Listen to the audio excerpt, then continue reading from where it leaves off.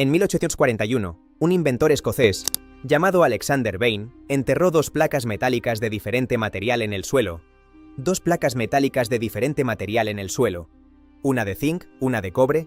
Las conectó con un cable y midió corriente eléctrica fluyendo entre ellas. Sin batería, sin generador, sin ninguna fuente de energía externa, solo tierra húmeda.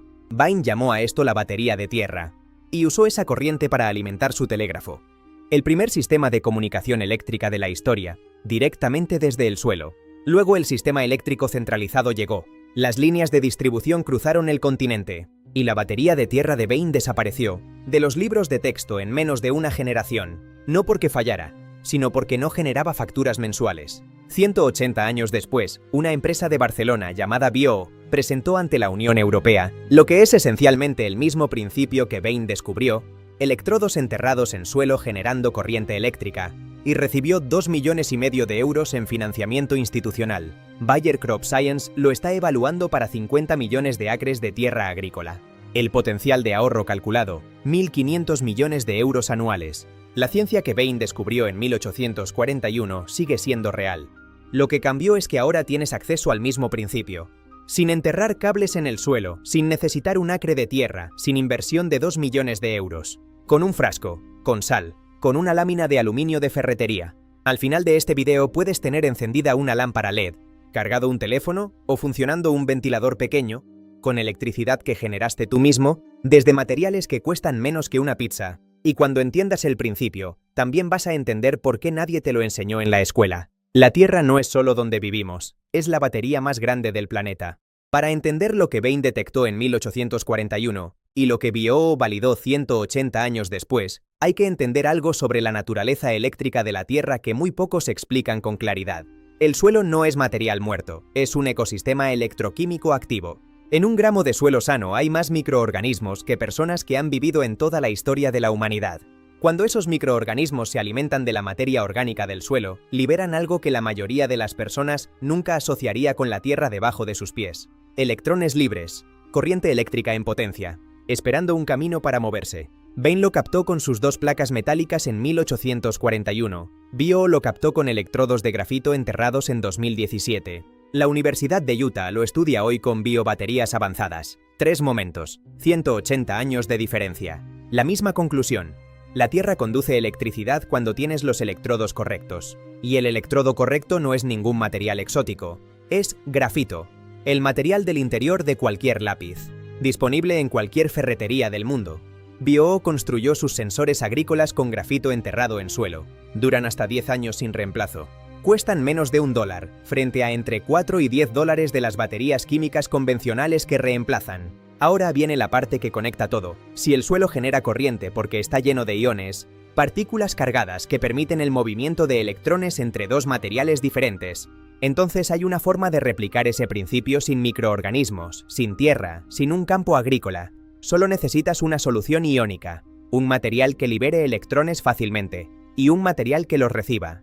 En el siglo XIX, Bain usó zinc y cobre en tierra húmeda. Hoy puedes usar aluminio y grafito en agua salada. El principio es el mismo, la potencia es mayor, y los materiales cuestan lo que cuestan los ingredientes de una receta de cocina. Para entender exactamente por qué eso genera electricidad real, tienes que ver lo que ocurre dentro del frasco cuando los 3 elementos se encuentran. Al final de este video, el protocolo completo, materiales exactos, ensamblaje, y el único error que puede arruinar el sistema. Pero primero necesitas entender por qué funciona, porque una vez que lo veas, nunca vas a mirar una lámina de aluminio de la misma manera. Imagina que el aluminio es una esponja llena de energía. Cuando esa esponja entra en contacto con agua salada, empieza a soltar esa energía en forma de electrones, partículas con carga negativa que quieren escapar. En el otro extremo del frasco hay una varilla de grafito esperando recibirlos. Entre los dos, agua salada. Y la sal, el cloruro de sodio disuelto, actúa como puente invisible. Transporta la carga de un lado al otro dentro del líquido. Los electrones viajan del aluminio, por el cable externo que conecta los dos electrodos, hacia el grafito. Ese flujo de electrones por el cable es exactamente lo mismo que la electricidad que mueve un motor, enciende una lámpara o carga un teléfono. En términos técnicos, el aluminio se oxida y libera electrones. El grafito reduce el oxígeno disuelto y los recibe. El agua salada cierra el circuito interno con iones. El cable cierra el circuito externo con corriente. Eso es todo. La sal no es el combustible, es el portero que abre la puerta para que la energía fluya. El verdadero combustible es el aluminio, se consume lentamente a medida que la batería produce energía. Cuando se agota, lo reemplazas. El grafito no se gasta. El frasco no se cambia.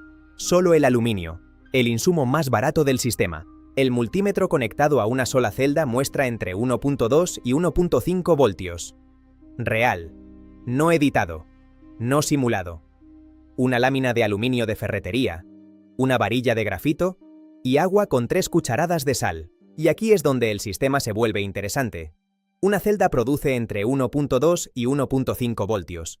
No basta para nada por sí sola, pero las celdas se conectan en cadena, lo que los electricistas llaman serie, donde el polo positivo de una alimenta el polo negativo de la siguiente. 4 celdas en serie, entre 5 y 6 voltios. Suficiente para cargar un teléfono con cable USB directo. 8 celdas, entre 10 y 12 voltios. Suficiente para tiras LED, radios, lámparas de bajo consumo. 12 celdas en configuración mixta. Un ventilador pequeño, cargadores múltiples, iluminación básica para una habitación. Ese es el objetivo realista para empezar. Construye 6 celdas este fin de semana, enciende una lámpara, carga un teléfono, verifica que el principio funciona en tu mano. A partir de ahí, la escala es cuestión de tiempo y más frascos. ¿Cuánto puedes llegar a escalar?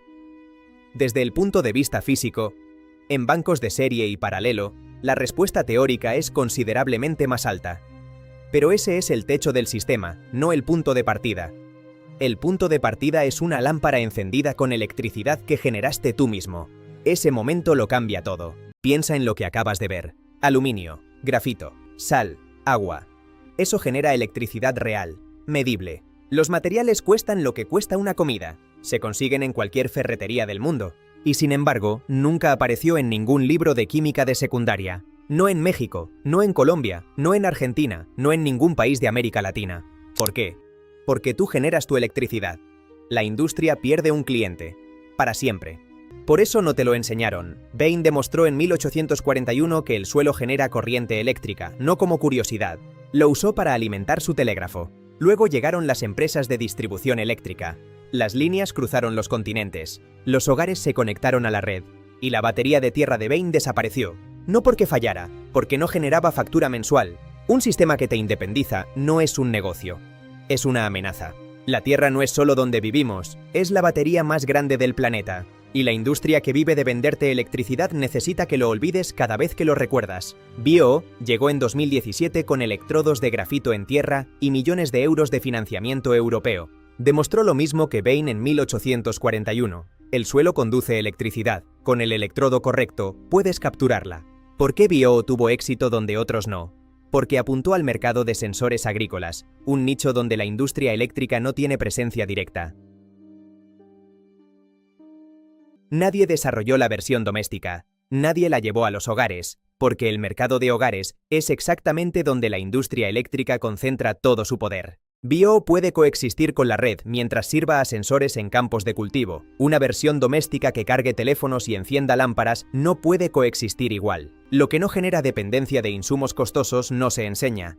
En América Latina, la electricidad representa entre el 5 y el 15% del ingreso mensual en hogares de bajos ingresos. En zonas rurales sin conexión confiable a la red, el costo de alternativas, baterías, generadores, paneles solares, supera la capacidad de inversión de la mayoría de las familias. El banco de baterías de sal construido con materiales de ferretería cuesta entre 20 y 40 veces menos que esas alternativas. La información que habría permitido esa construcción existe en los mismos principios de electroquímica de los libros universitarios, solo que nadie la ensambló de forma accesible.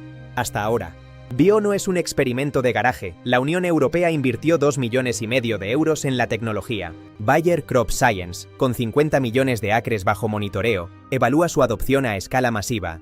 Ahorro potencial calculado, 1.500 millones de euros anuales solo en reemplazo de baterías. El componente central, electrodos de grafito en un ambiente iónico. El mismo material, el mismo principio, el mismo tipo de solución iónica. Lo que BioO validó con millones de euros, tú puedes validarlo esta tarde con un frasco y sal de cocina. La escala es diferente, la física es idéntica. El sensor de BioO cuesta menos de $1 y dura hasta 10 años. La batería química convencional que reemplaza cuesta entre 4 y 10 dólares y necesita reemplazo múltiples veces al año.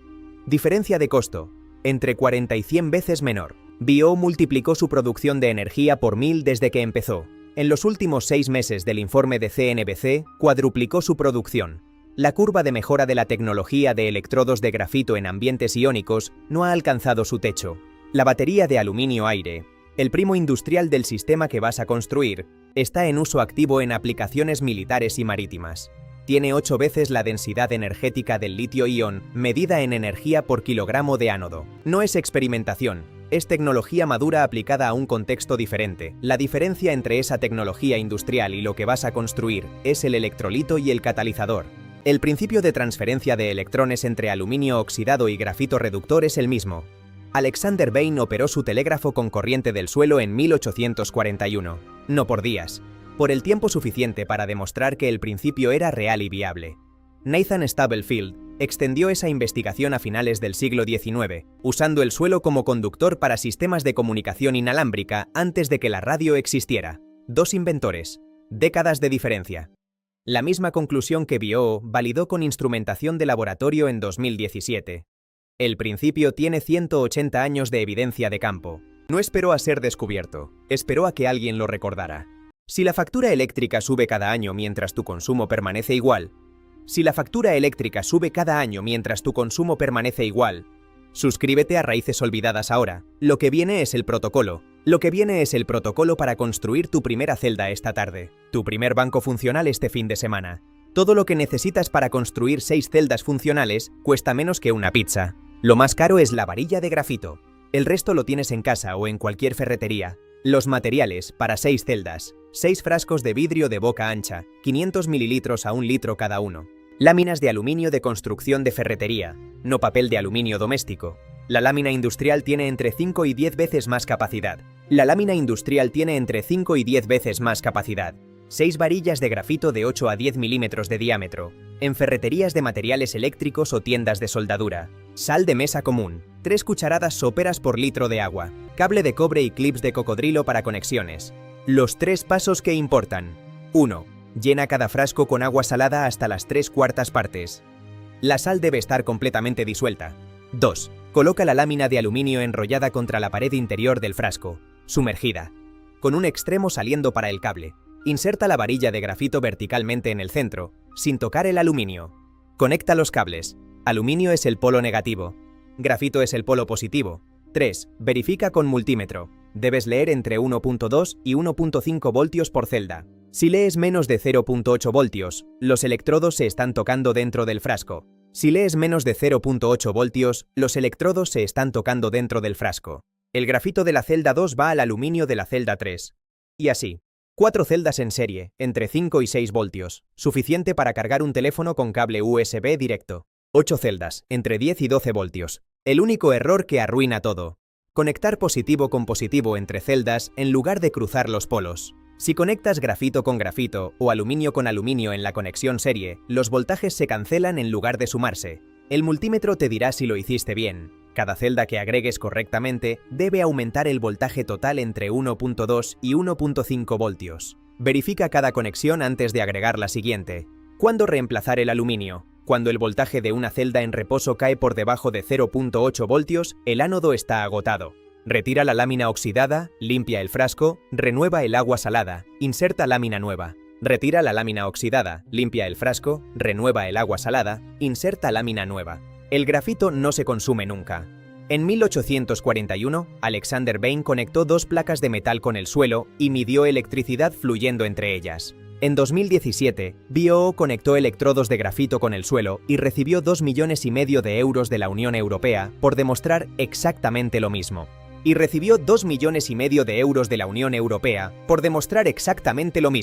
Entre esos 2 momentos, hay 176 años de conocimiento que estuvo disponible, que nunca desapareció de los libros de física y que nunca llegó como instrucción práctica a los hogares que más lo necesitaban.